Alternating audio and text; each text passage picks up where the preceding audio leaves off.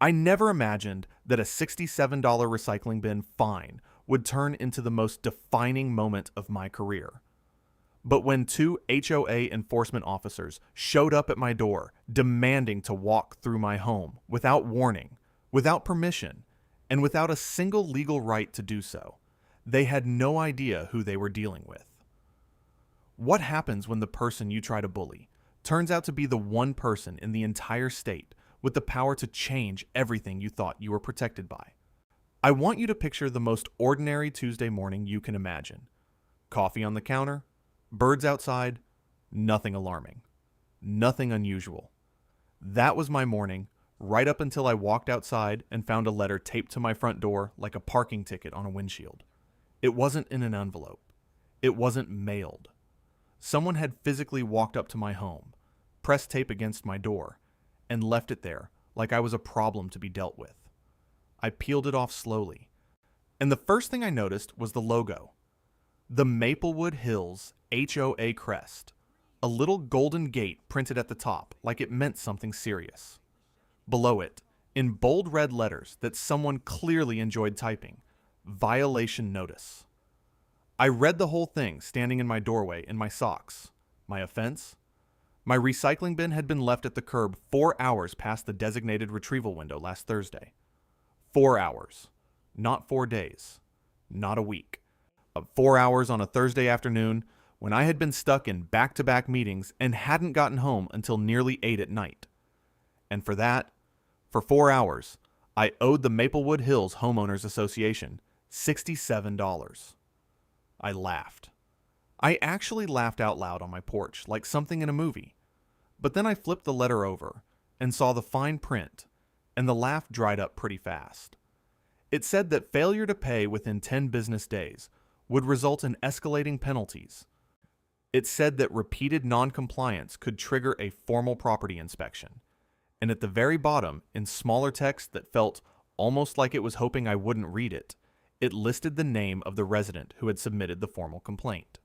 Karen Milstead, 412 Birchwood Court. My neighbor is directly across the street. I stood there for a moment just staring at her name, because this wasn't the first time. 3 months earlier, Karen had submitted a noise complaint against me for wind chimes I had hanging on my back porch. Wind chimes that faced away from her property, that couldn't possibly be heard from her bedroom, and that I had owned for 6 years without a single issue. The HOA had sent a courtesy warning. I took the chimes down, not because I believed I was wrong, but because I genuinely didn't want conflict with a neighbor. 2 months after that, Karen filed a formal aesthetic objection against the cushions on my porch chairs. She described them, in writing, as visually inconsistent with the neighborhood standard. The cushions were navy blue.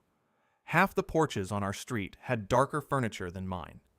The HOA had sent another courtesy letter. I bought new cushions.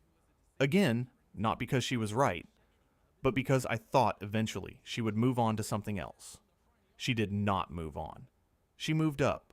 Then now I was holding a $67 fine over a recycling bin that had sat at the curb for 4 extra hours on a Thursday. And something about this one felt different.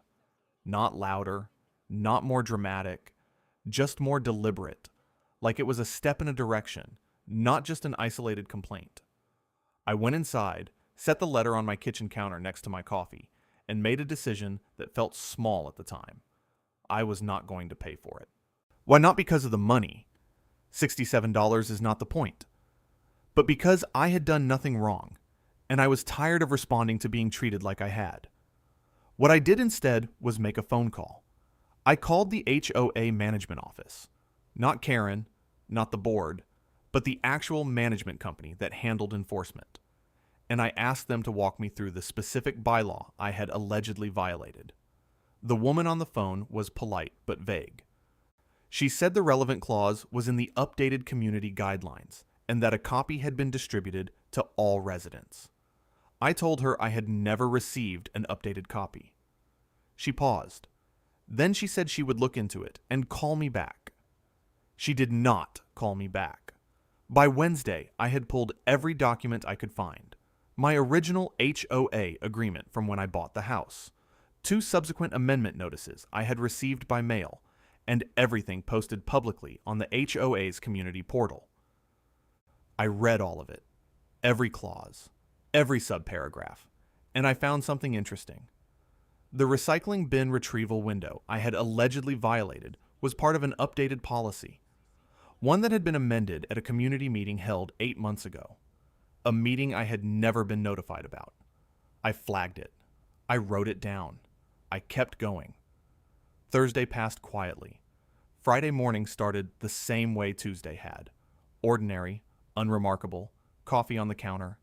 And then, one at 9:47 in the morning, someone knocked on my door. Not a soft knock. Not a doorbell. 3 hard, deliberate pounds that I felt more than heard. I set down my coffee, walked to the door, and opened it. 2 men in HOA polo shirts stood on my porch. One of them was holding a clipboard. The other one was smiling in a way that had nothing friendly in it. And behind them, standing perfectly still at the edge of her driveway across the street, was Karen, arms folded, watching the whole thing like she'd been waiting for it all week.